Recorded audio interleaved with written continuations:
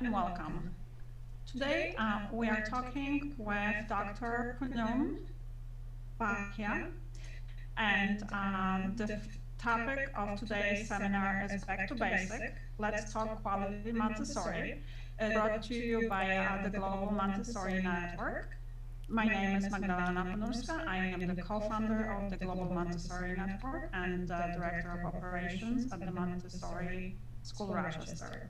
With me, I have Joanne Shango, co-founder of the Global Montessori Network, and I will let you, Joanne, introduce yourself. Hi, everybody. As Magdalena said, I'm Joanne Shango. I am the head of school and founder of the Montessori School Rochester and co-founder of the Global Montessori Network. I'm very excited to be with you today to go back to the basics in Montessori education. Over the past few weeks, we have talked about innovation in Montessori, and I had a great conversation with Dr. Punum Bhatia last week, and she was talking about how that word might be misunderstood, the idea of innovation. And where I was going with innovation was that it actually takes us back to the basics, that being innovative in a Montessori school does indeed, or should, take us to a more authentic approach in Montessori education. And she really sparked my interest in the use or the understanding of that word, or the possible misunderstanding of that word, which made me even more eager and excited to have her join us today. So I'd like to welcome you, Punum. Thank you for joining us. Would you mind sharing with all of our guests a little bit about your background and what led you to write your series of books on Montessori education, as well as the latest one, The Montessori Difference? Thank you, Joanna, for having me, for hosting me and giving me an opportunity to speak about a topic that is very dear and close to my heart. I went into Montessori, I would say 35 years ago, like most people, drawn to it by my child. I was pregnant, had a master's degree in English literature, living in London at that time, and had absolutely not a clue how to raise a child. Away from home, away from my mom, I was desperately seeking a way to raise this child. And I was lucky enough to have found my mentor, and I did my Montessori training, primarily to be a better mom. And we lived all over the world, so wherever I went, I would work in the Montessori schools that my children were going to. So that took us to Saudi Arabia, to Indonesia, to Malaysia, to the Philippines, all over. And then back in Denver, Colorado. By now the children were grown. They didn't really want me to see me anywhere in their schools. And so I went into teacher training. And we opened the Montessori Casa International in Denver, Colorado in 2002, with primarily just to train teachers. We got our MACTI accreditation, we got our Title IV funding within a year of our opening. But the problem began when the students would go out into the field to get their field experience, and they would come back to me frustrated, angry, very, very disappointed, saying that the school that they had learned about did not exist. And I'm a born optimist, so I would keep telling them, just go out, make it work, change it, try to make it work. But that was not happening. And so eventually I put my foot where my mouth had been all along, and I opened a preschool. And this was in 2011 in a historic hangar, which I thought was just awesome setting for the school. Yes. And after my own two children, that's the best thing that I've ever done. It is a small lab school where I study the children, where I'm able to do Montessori philosophy and methodology as I understand it, and I can write the books. So that's what's keeping me very busy now, is writing all about it and spreading the word.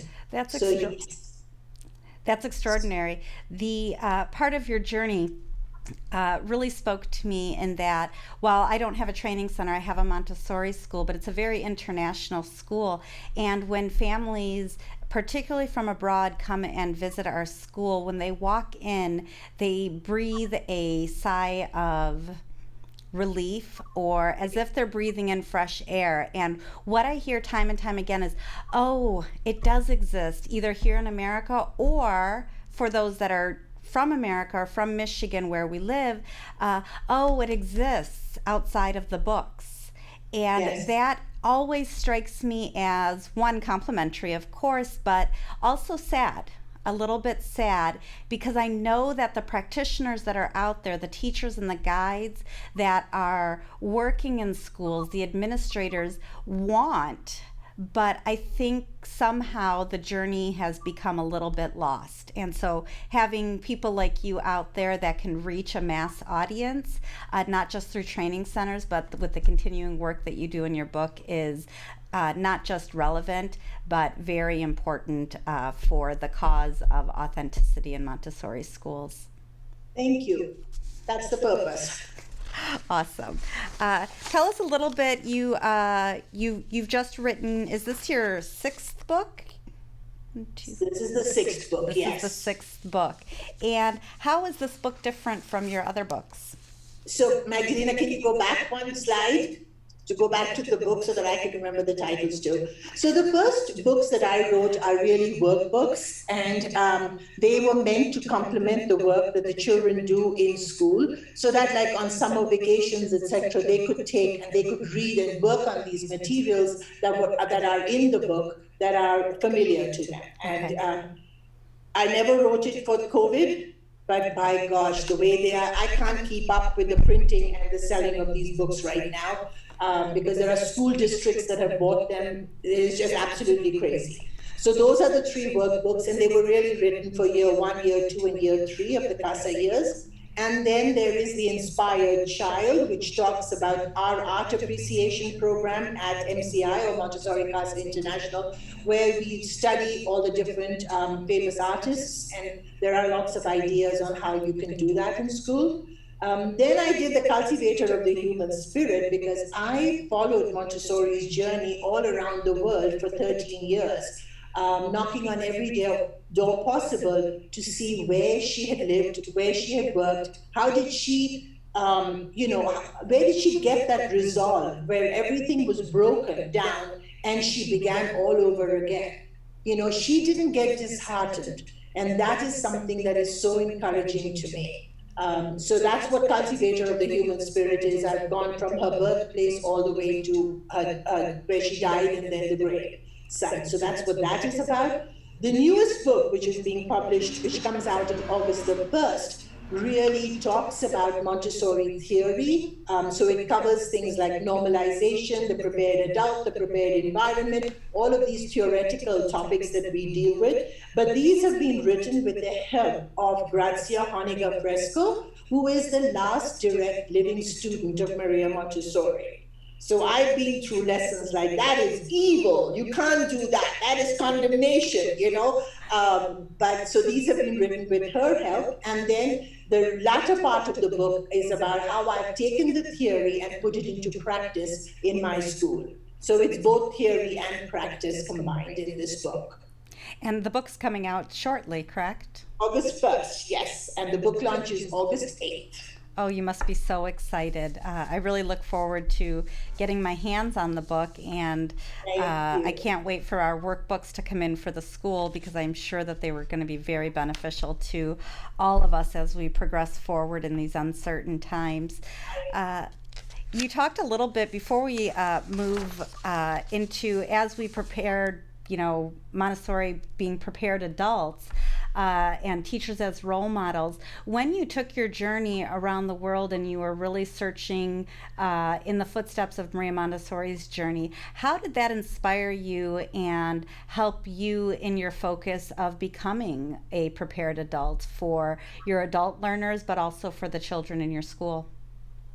I think the one lesson that stood out for me most of all is that she never stopped learning and growing and learning from the child in no matter which country she was, whether she was in Spain or she was in India, and you would imagine that the children would be different. And she just continued to work diligently to give them that prepared environment and to help them to develop into the best that they could develop. So I think that's what keeps me in focus too, is that you never ever give up and you keep learning and you keep growing. That, for me, often in the challenges that I hear from guides throughout my career, particularly in this past decade, was the statement of children are different now, children are different now. And yet, when I think of Maria Montessori and her journey as she was discovering, right, this method and this understanding of children, as she was discovering it, she wasn't creating it, right? She was traveling around the world and to children that were different just by basis of culture and geography. And therefore, for me, I struggle with a full acknowledgement of children are different, and that's what's causing the breakdown in some Montessori schools, because I feel that children were always different. One of the most fundamental things, and why she focused on the prepared adult, was we had to be prepared to be in the presence of each of these unique children, and to only have the deep understanding that she provided us in order to then observe the child and adapt it to the messages they were giving. And if that's true information, and you tell me how you feel about this, but if that's true information, then the technology age, or the parenting crisis as people refer to it, it's not quite as relevant. It becomes a crutch that I think sometimes holds us back. When we need to find excuses for things that we are not doing correctly, we will go on to that. I once had a parent that came up to me and asked me how I was dealing with the modern child, since this philosophy is 100 years old. And I actually told him that I'm still trying to understand the philosophy. It is so deep. Every time you read the absorbent mind, every time you look at the child, you learn something new, because after all, this is all being responsive to the child's needs. We haven't got it all yet. Yeah. We are still learning. And that's what makes this whole journey so fascinating. Yeah, I read something, we were talking about the stages of teacher development. And, it said once you know everything you're going to know, then you probably need a new career. Because then you'll become stagnant, You're right? in the wrong profession, right? Yes, absolutely. Absolutely. So tell us a little bit about teachers as role models. As we look at the different types of training that are out there, and each training center, even ones that maybe all affiliate with AMS or AMI or are MACD accredited, there are differences, right? Just by nature, again, of culture and geography and the focus of whoever's running those training centers. Tell us a little bit about why the training centers are important despite their differences, how they connect us. Well, first of all, if you have a Montessori to the name of your school, for crying out loud, please have Montessori trained teachers. Absolutely. And these might be things that we are saying that you think, of course, but if you go around even here, you see it doesn't happen. That there are not Montessori trained teachers, or they might have done one of those short 3-month online courses and call themselves a Montessori teacher. So, we really have to let parents know what they're looking for, and that's what I try to educate them, is to go and find out, where did they get their training? And the very least of all, be sure that their training comes from a MACD accredited institution. I think that whether you're AMS or AMI, those are the two big bodies, but there are so many others as well that are joining this field, and it's very, very confusing to the parent as well as to students that want to get their training. I'm in conversation with a lady from Malaysia who wants to do her elementary training and cannot find one, and so I'm just telling her, make sure that it has the MACD accreditation, because within that umbrella organization, there can be differences, but at least there are certain standards have been met, and those are critical. So, make sure that it comes from a MACD accredited institution. And then I think a big difference there is between the different institutions is the observation, which to me is critical, which is why I don't agree with schools that go for online training, because you have to be observing. That's how you're going to learn.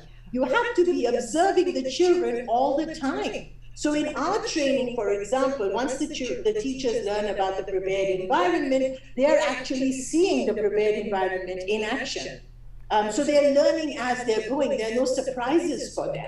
Observation is key. Learning to be a reflective practitioner is absolutely so critical. And I think though there are differences in the different organizations as far as their focus on observation is concerned. I agree with you, and I think that that's changed over the years. I remember when I was a young teacher 25 years ago or more, observation was a critical component. I would remember almost on a daily basis just standing. I had a little area that I stood against and just watched my classroom. And it was there that I collected the most important information to help me in my journey with my students, because it didn't matter how much I prepared. When I stood in the role of observer, I found myself often changing my, what do they call them? My lesson plans, I guess. I didn't call them lesson plans, but I would change them. If I came in with 25 lesson plans in my mind of presentations I was going to give, through observation, I would realize that probably 18 of them I might change, because the child was showing me either a deep engagement where perhaps I wasn't seeing it before, or they returned to something that they were processing in their brain. And so to not have that natural belief or function as the guide to observe, I think really compromises the whole. Many guides will tell me, and I'm sure you've heard this as well, I don't have time. I have so many presentations I have to give. And I often say, I think you're giving too many presentations then. This is not about you, this is about the child. But how do you understand? What does it mean to follow the child if you haven't learned that in your training? Yes. And encouraged by your school to continue to do that as well. I mean, it both works, the school has to encourage you to do that as well. So what I tell my teachers is that if I see you observing the children rather than jumping in every time you think you're going to put out a fire or you want to give another presentation, that stands you in better stead with me. Just observe the children, stay back. They can resolve their own problems. Believe me, they'll do it much better than you can do it. Just have faith in them, have trust. That's what she said all the time. And I don't see it a whole lot. So that's a little discouraging. And it's transformational. I feel that when a guide can truly step back and watch children problem solve, where they think that they should have stepped in to prevent something from occurring, right? Because they're observing, so they saw it before it happened. It's only important to know what maybe triggered it, and that's for you as you're thinking, but to see how the children work through it, to see, I think one of the most beautiful things that happens in our classrooms is, particularly in the 3 to 6 environment, is when a loud crash occurs and the children as well as the guides look over and nobody jumps up. Everybody is making an assessment, and sometimes 1 or 2 children might join to aid the child, but more often than not, they look and then they are comforted. They say, oh, he's got it, because they have trust. And the children, I think, trust each other in a truly prepared environment that's theirs, not ours, more so than the adult guide does. The adult has to restrain herself, and the child naturally trusts. Yeah. Good point. Yeah, very good. So yes, so I do believe the teachers, the observational is a very good foundational tool that needs to, and then I also think that the teachers need to remember that we're moving on, that they are role models. We don't have to move on.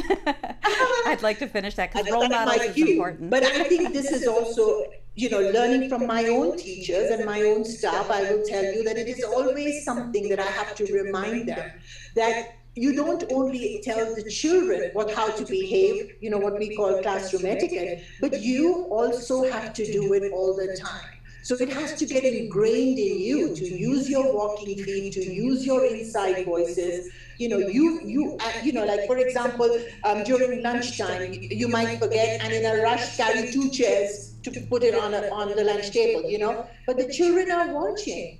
You have to always be aware that the children are watching you all the time. As a role model, wouldn't you say that it's the most active and continuous presentation that you're giving? Absolutely. And you're constantly learning. You have to keep on, you've got to keep improving yourself and just being conscious and being aware the whole time. It's not easy. It's not. I've been sitting on child-sized tables for 25 years. And for 25 years, the children who really own their environments, which is really all of them in my experience, will come up to me periodically. It doesn't happen every day, but every once in a while, usually at the end of the day, I will find myself sitting on a table. And a child will come up to me and say, "Miss Joanne, the tables are for working. We sit in chairs." And I'm like, "Oh, you're correct. You're correct." Yeah. And they become also my role model, because if we do our job as adult guides, as role models, then the children become that, which is really what shapes them into that third year. Mm-hmm. Yeah. And then another thing that I just wanted to talk about here too was that we as teachers have to be aware that we are facilitators. In the child development, in helping the children to develop. And so as we prepare the environment, and we're moving on to the next portion, is that we have to learn from the child. We have to be sure that we set up challenging works for the child. Works that the children will find interesting, curious, that will help them to discover. So they shouldn't be closed-ended, they should be very, very open-ended. I know that there's lots of trainings that curtail exploration of, say, sensorial materials, and in our opinion, that's not okay. Children should be allowed to be creative, to think outside the box, which is what Montessori is all about.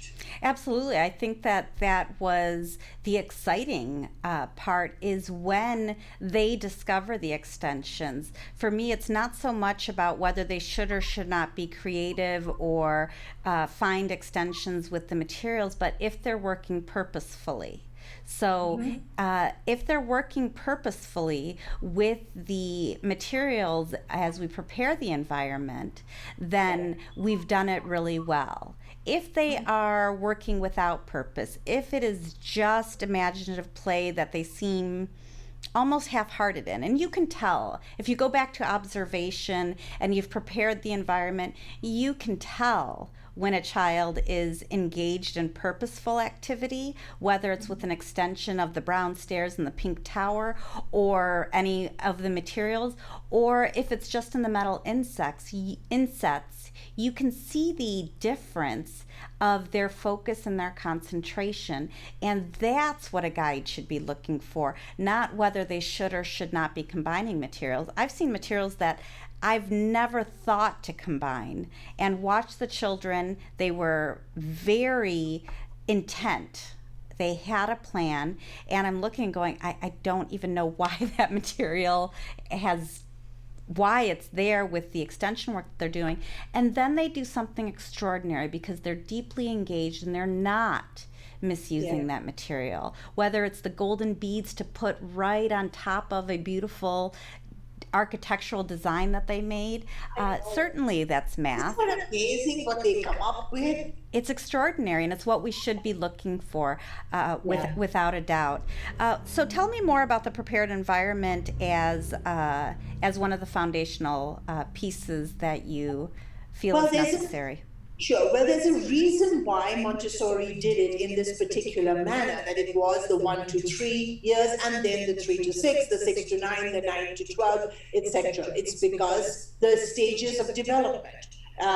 But now you see a lot of people, they're putting in, a lot of schools are putting in like a 2.5-year-old into this group with the 3 to 6-year-olds. They're making room in the toddler classroom or whatever. Those 2.5-year-olds are not potty trained, so they're still dealing with diapers or whatever.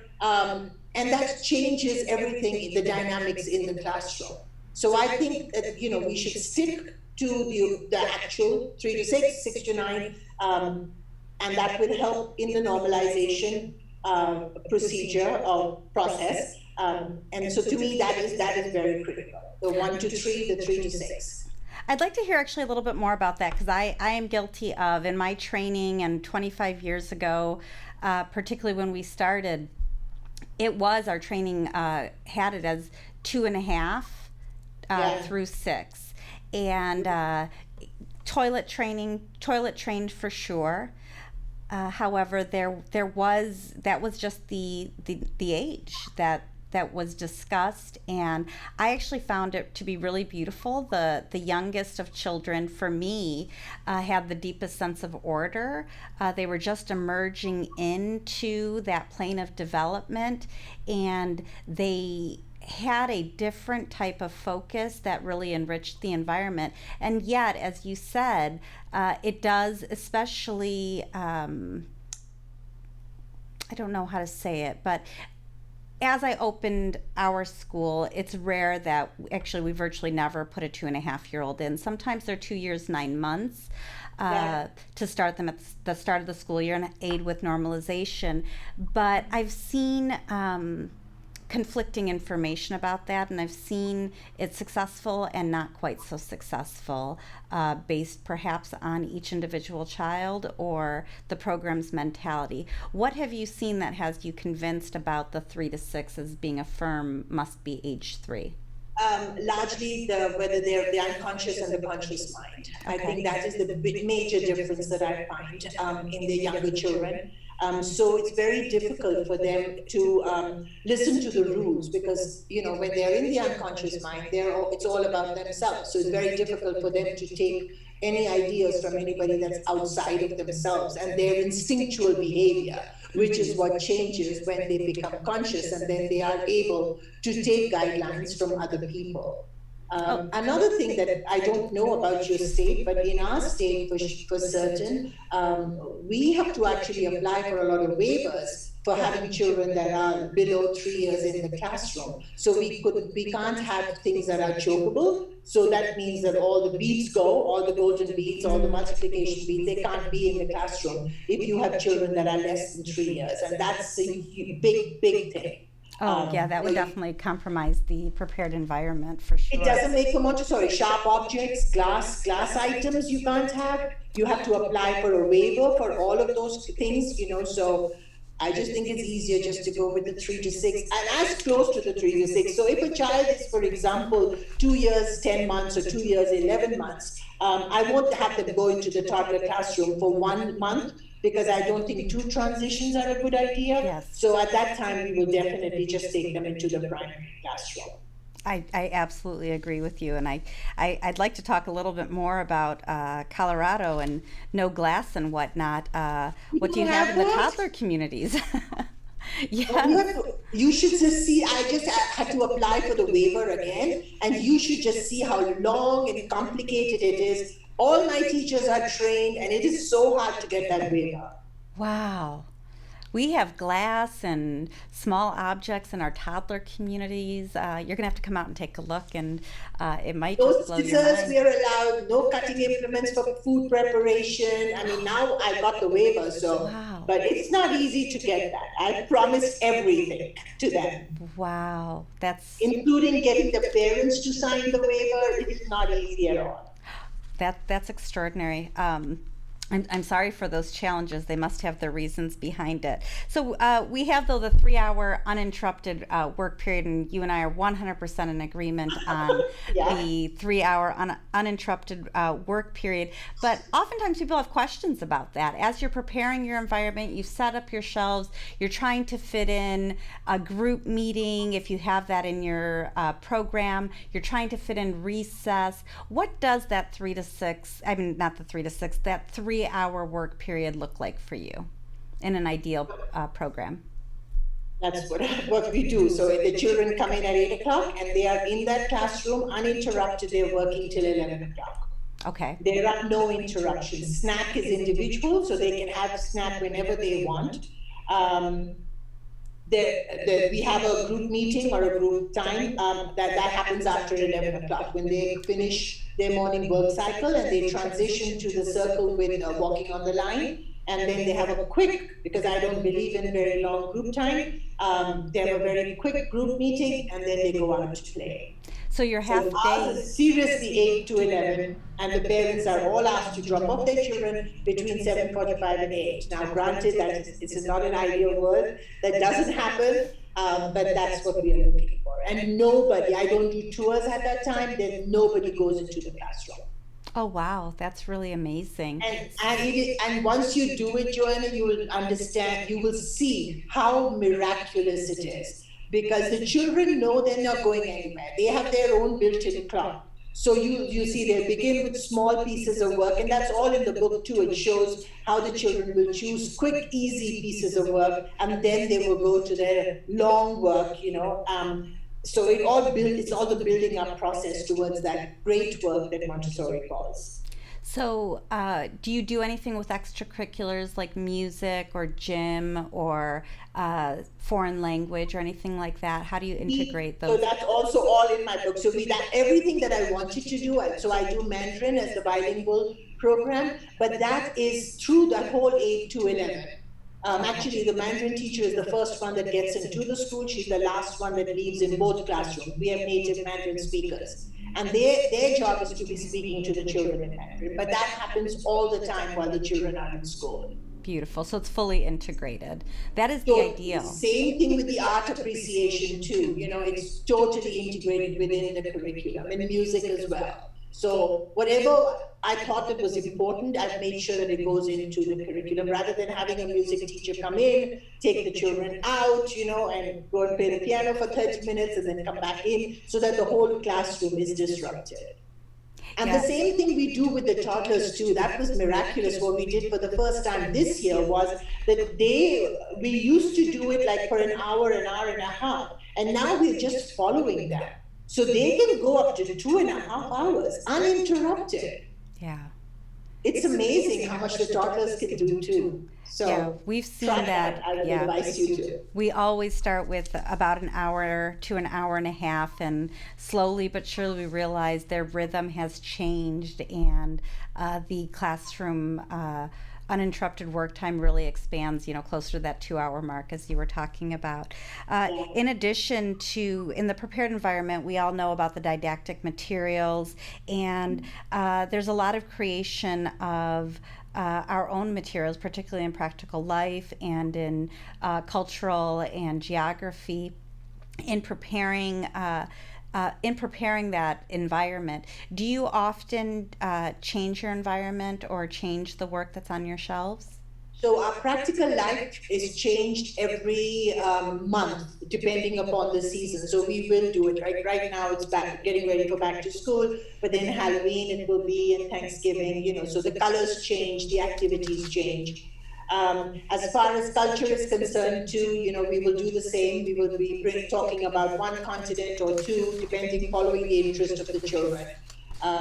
Math also, we try to bring in different, it's very easy with cards and counters to bring in the topical event, whatever the rest of the classroom is right now, like autumn leaves, it's very easy to bring that in. And the children love it because it's a little bit of a twist and they really enjoy it. So yes, we do all of that. That really takes us into the idea of curriculum planning and implementation and assessments. How do you balance curriculum planning and the implementation of a broad curriculum with observation and following the child and really individualizing the presentations for each child? So my teachers have been with me for a very long time. And I'm fortunate with that. I don't have much of a turnover. And so they know the children very well, and they know the curriculum very well. And we do allow the children a lot of freedom to actually use the materials themselves. So we don't believe that every lesson has to be formally presented to the child. So if the child takes out a material that he has probably seen another person doing, especially in practical life, he can make headway with that. We won't jump at him and say, no, wait till I give you a formal presentation on that work. And then sometimes we do the group lessons, so that takes the children ahead. But we mostly have, Joanne, the children in the Casa years all the way up to for 3 years. So we have lots of time to develop and to build upon the curriculum with the children, if that answers your question. Well, it does, and I think that we do it very similarly at our school, and I think most authentic Montessori schools really strive for that same rhythm. And yet there is a balance when we think about, I might do a presentation on a certain continent for a month and focus each week on a different, giving a cultural experience, usually through food or through some experiences that parents might share regarding a particular country in that continent. However, it doesn't limit us or the children from choosing different maps or Right.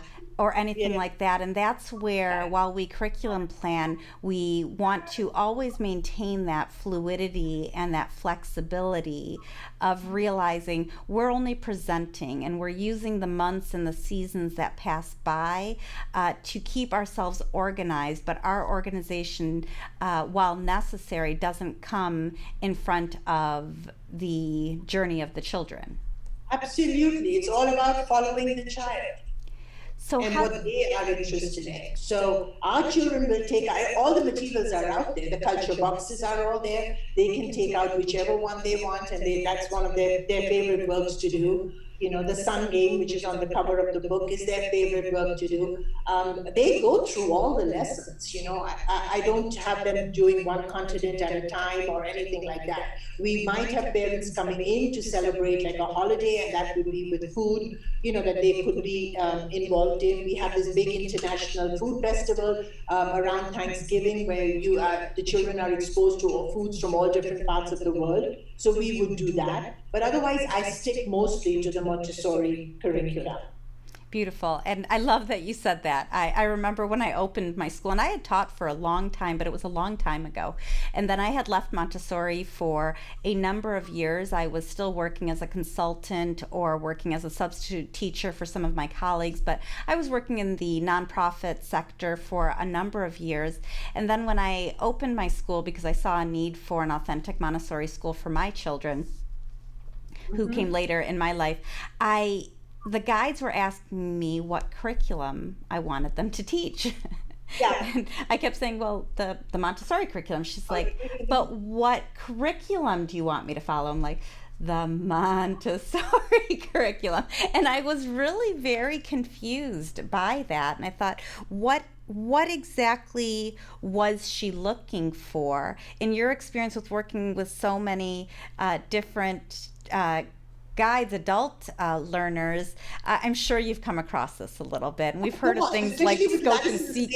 And state and all of them that will ask you, so what's your curriculum? Well, it's Montessori. And then, can you show us your lesson plans? Yes, exactly. Which album would you like to see?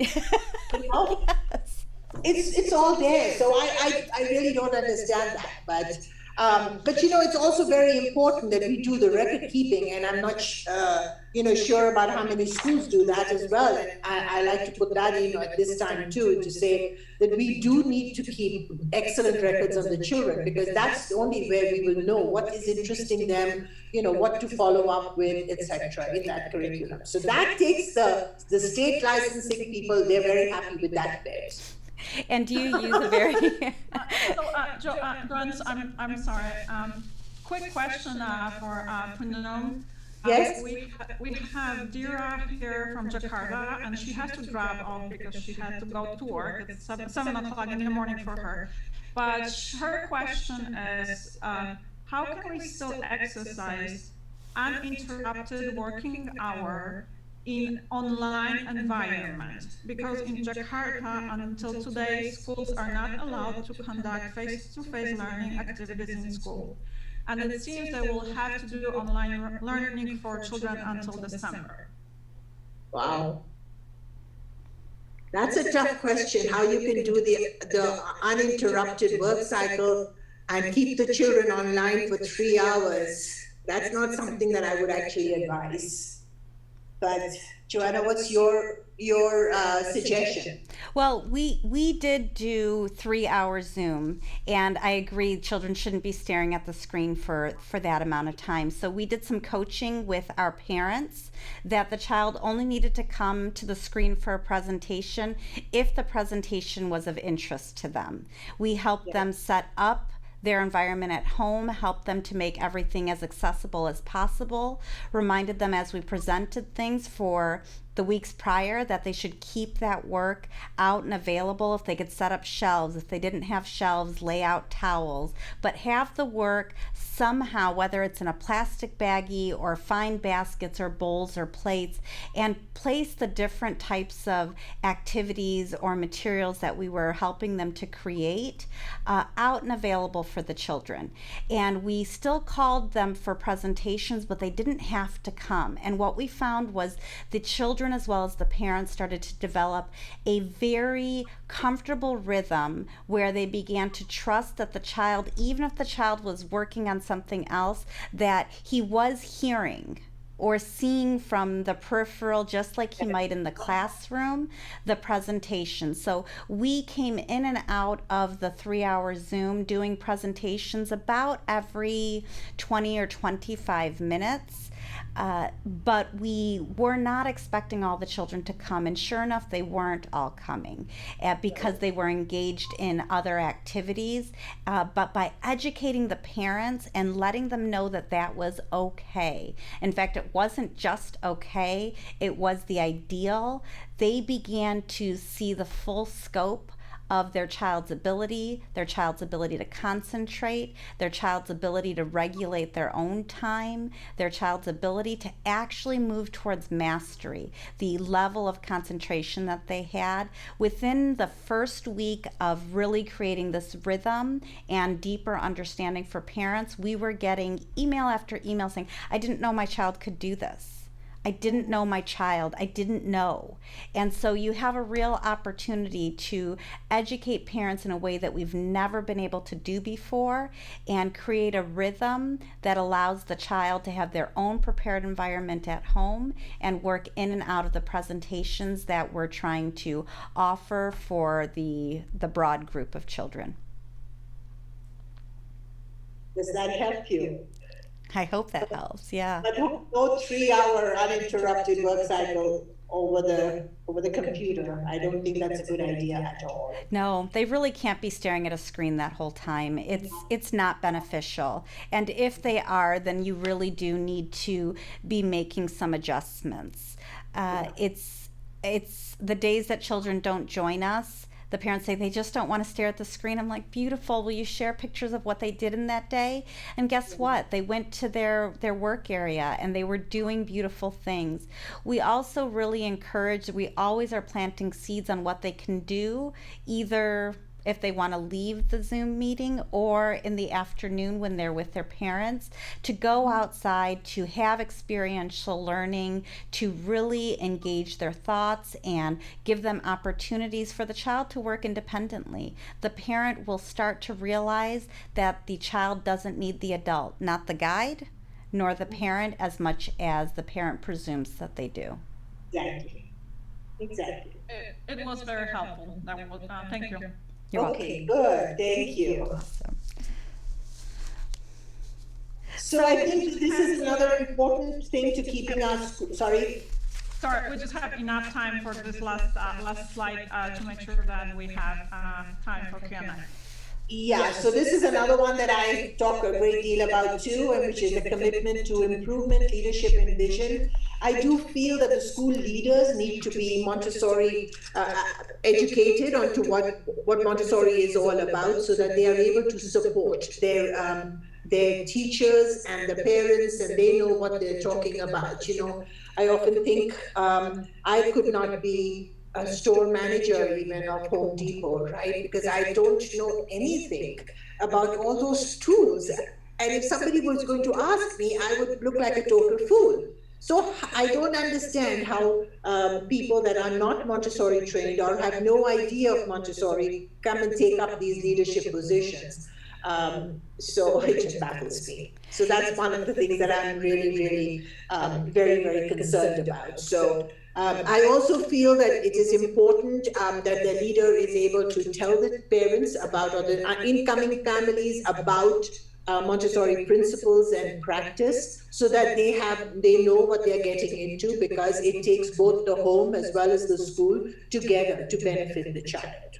Yeah, I think there's a big distinction between a business developer or director versus a leader and a visionary. And I think really what you're referring to is that leader and that visionary, the one that really embodies the philosophy of the school, understands it so deeply that she too is a role model for the guides. And what we found at the MSR is when we've brought business people in to work in administration, because that's not my strength. Organizational leadership is not my strength. When they didn't fully understand Montessori, we were at a juxtaposition that didn't seem surmountable, and it always felt like there was some kind of a conflict. And for example, when Magdalena came in, while she had never worked in Montessori, she already trusted and believed in it because her child had been there. So as she came in, and with her vast knowledge and experience in business administration and organizational structuring, she was already invested in diving deeper into the Montessori philosophy that had impacted her child so much. So it's important to have, I think, different strengths, but without that true core understanding of everybody in your administration of what Montessori actually is. As you said, you can't actually, one, sell it, right? But you can't actually believe that it will thrive inside of a school when the leaders are not fully invested in it and don't speak it, right? Totally. I mean, imagine they might just come in at any time in the classroom and they're seeing the teachers just standing against the wall and looking at the children working, and they might say, "Oh, well, what are we paying this individual for?" You know, there's no understanding. So the teachers don't get the support that they need. Or to put in a 2.5-year-old just because this classroom has room in it and this one doesn't. You know, these are important things to keep the school running in a authentically Montessori way. Absolutely, and yet it is important to commit to improvement, right? When you have leadership and you have vision, it can't be stagnant. It does have to move forward, but when you move forward, do you have to move away from authenticity? No. You just go deeper into it. Yeah. You try to understand it more and more as to what does she really mean? I mean, like you pick up the absorbent mind or the discovery, and every time you say, "Did I read this before? No, this is brand new." Every single I think that's what keeps us so, and that's what keeps our schools alive. You know, because it's multifaceted, right? The philosophy was not linear.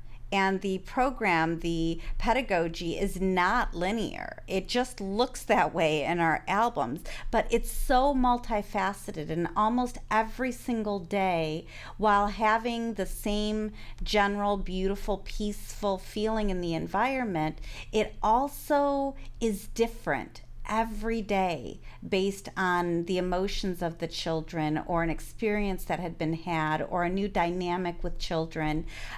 It's always different, and you can't actually predict it.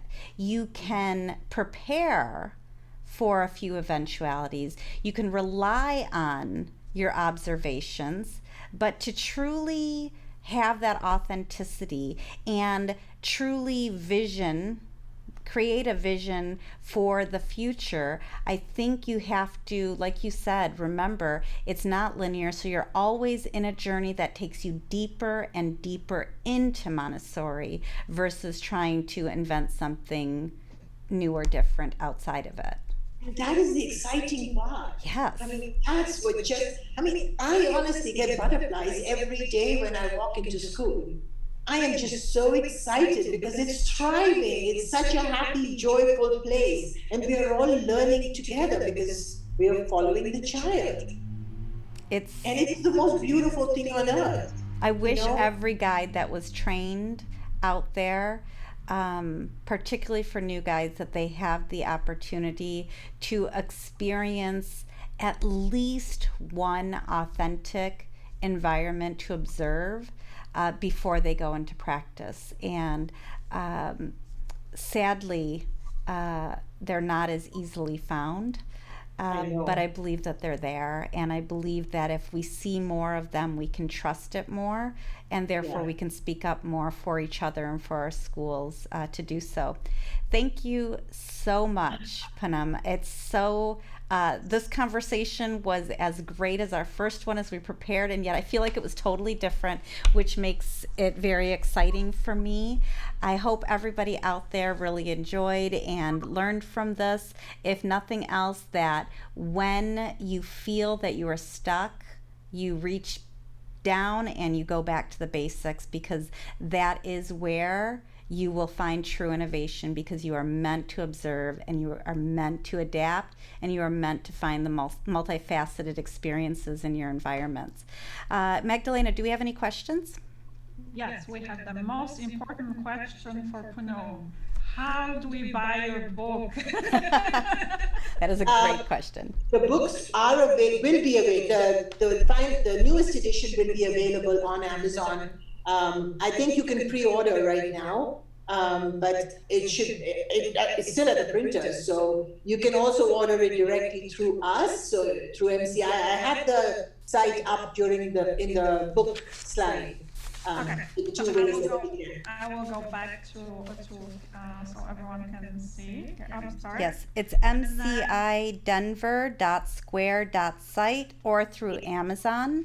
And the title is The Montessori Difference, Creating a Children's House. Okay, can I just briefly, if I have any time at all, to tell you how I'm so excited with the title of the book. Yes. So, we say that Montessori schools make a difference in the children's lives. But within the Montessori schools, there are so many differences. And this book is a plea to all Montessori schools to do the best that you possibly can to do it right by our teacher. 100%. That is so beautiful. I love the very subtle play on words there. Right. You talked about a book launch. When is your book launch? The book launch for anybody that wants to join is on August 8th, which is Saturday at 9 o'clock in the morning, 9 to 10. They just have to email me and I'll register them and send them the link. And where can they find your email? Magdalena, do you have my email that you could put up somewhere? Yes. Thank you. I just need a minute.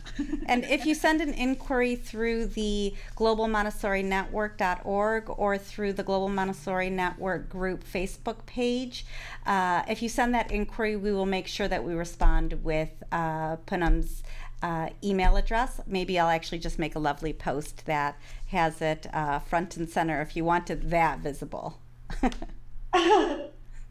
Right, but do join us. It's going to be fun, I think. That's wonderful. We have another question. It was, I agree with preserving the multi-age children's house classroom. However, we are a Montessori public charter school in Massachusetts where school funding starts in kindergarten. Do you have any suggestions about how to support the kindergarten program so that we offer the strongest Montessori foundation for our school?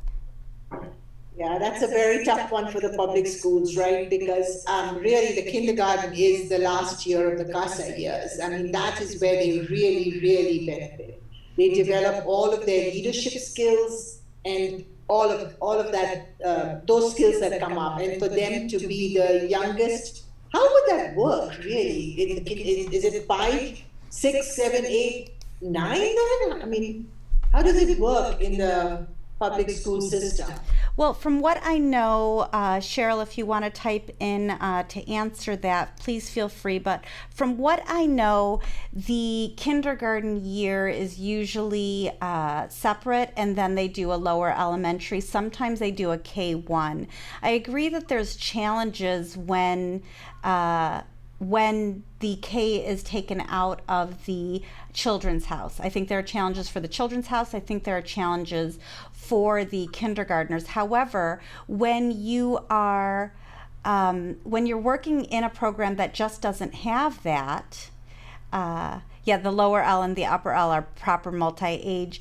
When you don't have that, you have to look at what are the critical goals that we're looking at in the development of the kindergartner. So if you can't do it in the multi-age classroom in Children's House, how can you do it? What experiences in the overall school environment, despite them being the youngest, what experiences are they able to do for the whole school community that still give those feelings of developing leadership? Because they haven't moved into the next plane of development. They're not ready to be followers again, which is what they're great at lower L, but those first years are being inspired by those second and third year students again. The kindergartner's not quite there. If you do have a children's house that's inside of your charter, have them go down and visit. There are a lot of different ways to create those experiences. I think you have to be creative, but I do believe it can be done. Okay. Another question is for you, Punum. Which book do you suggest to buy if they can only buy one? And do you sign the books for those who are in another state? If you're in the US, yes. So just order it through me and just let me know that you would like me to sign them and what, the name that you would like it signed to. So do not order from... The one that I would highly suggest is the one that's coming out now, the Montessori Difference. Excellent. It has an excellent chapter on conversations that I've been having with Grazia Honecker-Briscoe. Grazia has also written the foreword to the book. I think that in itself is just precious. So I would highly suggest that book. I haven't seen it yet, but... Okay, I think that's a great suggestion. If they want it signed, they should order from the MCI website versus from Amazon, correct? Okay. Just email me and I'll let you know how to go about it. Excellent. I'm going to circle back to Cheryl. Cheryl, you said you just have a K floating alone. I understand that, and I think since you don't have a children's house in your school, I think what you want to look at are what are some projects or things that you can do with the class that just foster leadership, things where they can make an impact on the entire school or with their families, with their siblings, different things that they can do so that it shapes them into young children that have leadership and believe in the impact that they can make on others. You have to become creative, but it can be done. Okay, there's often times, whether I want it or not, that we don't have a kindergartner in our group. So how do we foster and show mentorship and leadership for the younger children? We have to get creative in those kinds of situations as well.